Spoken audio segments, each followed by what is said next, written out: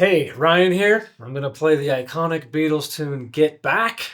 Afterwards, I will offer some thoughts on Ringo's drumming and how to approach learning this for you drummers out there. Here we go. Jojo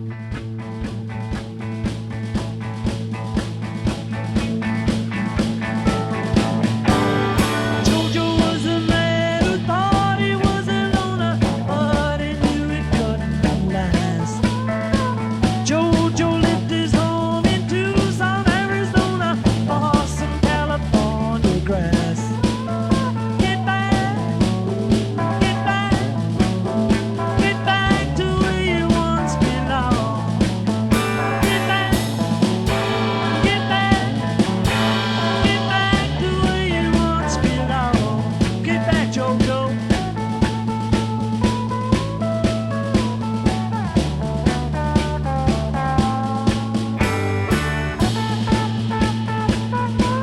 Go home.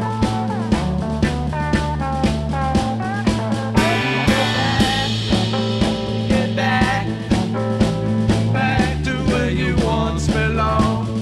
Get back, back to where you once belonged. Get back, Joe.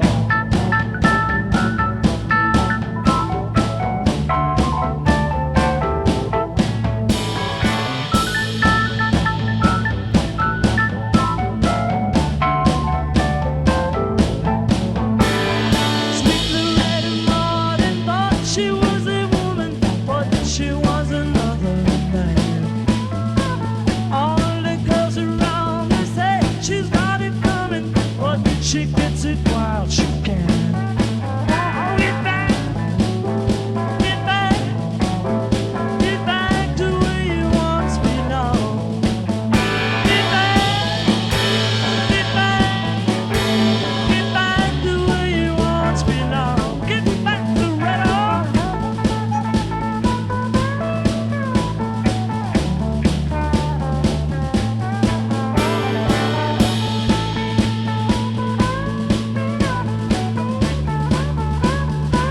Go home. Oh, get back, get back, get back to where you once belonged.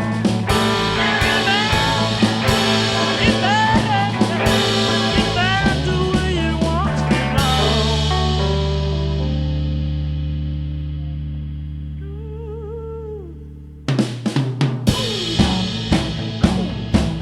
Get back, Loretta.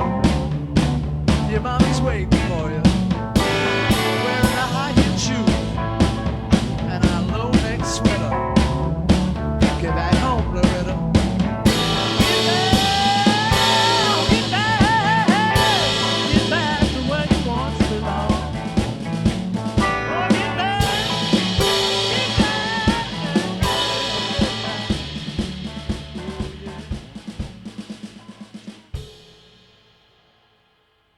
All right. That is Get Back. I love this tune. This is such an iconic song. It's so unique.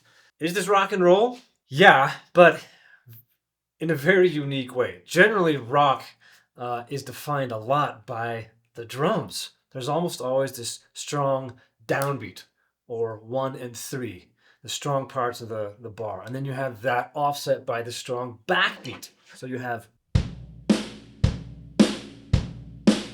So Ringo could have played something like that on this tune. Doom, ba, doom.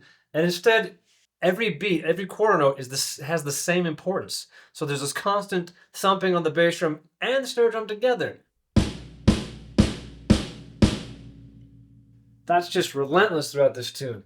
It's such a unique tune in so many other ways with what the rest of the band is doing, the arrangement, the structure. It's just wonderful. Ringo does just what the tune needs in this song. It really serves the music. Everything he does serves the music like perfectly, in my opinion. And Ringo's talked about a lot in that sense that he plays for the music and he finds fills and licks that fit the music. And there's always a few examples that they kind of go to for why that's the case. I don't know that I've ever heard anybody talk about how this song is a perfect example of that, but it is. It's such a great example of him doing what the band needs. And I suspect that a lot of guitar players, bass players, keyboard players, vocalists would love to play with a drummer who did stuff like this. He has such a solid groove, and he makes such good musical choices, artistic choices about what to do. So, for example, um, the fills and sort of the supporting figures he does, meaning like so this like right here.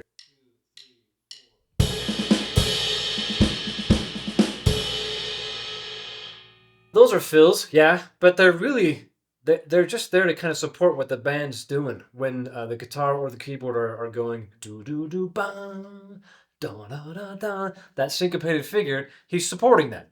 The thing is, he doesn't do it every time. There's times when the keyboard or the guitar get to do that on their own, and Ringo just keeps the groove. I know from experience that those players don't always want you to copy everything they're doing and support everything, and it also just sounds uh, not natural if you do it that way. It's a little artificial. So he has great choices for when to do that. His crashes that he does are in such cool places. For instance, he never has a build-up or a crash going into the chorus.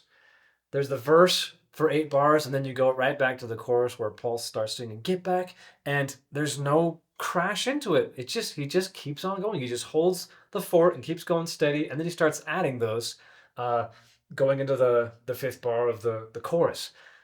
When the guitar solo is going on, good old John Lennon's playing lead on this one. When that's happening, going into the halfway point of that guitar solo, the crashes are softer. Um, I'm playing with this big cymbal and these sensitive mics, so I'm having to barely hit it to try to sound like what Ringo sounds like. But then when he comes out of that 8 bar phrase, he plays bigger crashes, so that's consistent. Listen to both guitar solos. There are soft crashes in the middle and then bigger crashes coming out of it. So they're very intentional choices, musical choices, and they're so cool. They're so subtle.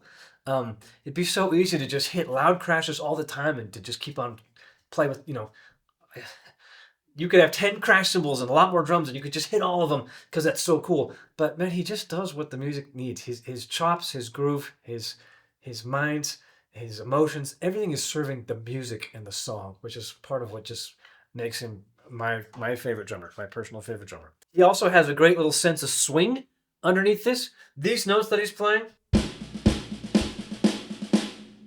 those 16th notes are straight, but when he plays the fill on the toms, there's those 2 tom fills, do-da-da-dum-dum. They're not super straight. They're really kind of like the notes are crunched together like he's swinging it a bit. And that sense of swing is there the whole time. His quarter note pulse is really constant. He's got great groove there. And when I'm playing this, that's my number one focus. Try to just have groove, have consistent sound, and have my rhythm really consistent. In between the quarter note, though, these little 16ths are not very consistent, but it's okay. It's okay when the quarter note's perfect. So, some advice when you're playing this, when you're learning this, be nice and loose. Let these little small notes that you're playing with the right hand on the snare, let them just kind of breathe and do their thing. Let them be not mathematically perfect. If you listen close to Ringo or if you listen to drums only, it's not perfect. And that's what's so wonderful about it. When you use a computer to line everything up and make it mathematically perfect, to me, it's really sterile. So this is very human. It's very endearing. You can really feel and hear the style, and you can get Ringo's personality. I love all that stuff about it. Last thought maybe is just the timekeeping. I tend to have really sharp, severe timekeeping, I think as a byproduct of my rudimental background as a kid. So when I play time on anything, I have really loud accents and soft notes in between. So on the floor tom, it would look like this. I've done that tons on lots of gigs. I don't love it though. When I listen back to it, I don't hear that and get excited about it. So Ringo has softer accents than what I do, and then his notes in between the quarter notes are louder. In my mind, that seems like it would work, but he's got the quarter note pulse already in your face with the snare drum and the kick together all the time. So it's okay that these are not super loud and that these are more even. It's a really subtle kind of accent and non-accent pattern there for the timekeeping. Super cool. Very much Ringo-esque. So those are my thoughts. Stay nice and loose on this nerd the whole time. Try to play the accents with your left hand like he does, because that sets you up to be able to play the crashes and whatnot. And I just love this tune, and Ringo Starr is the man. Thanks for watching. Hope you guys enjoyed it. See you on the next one.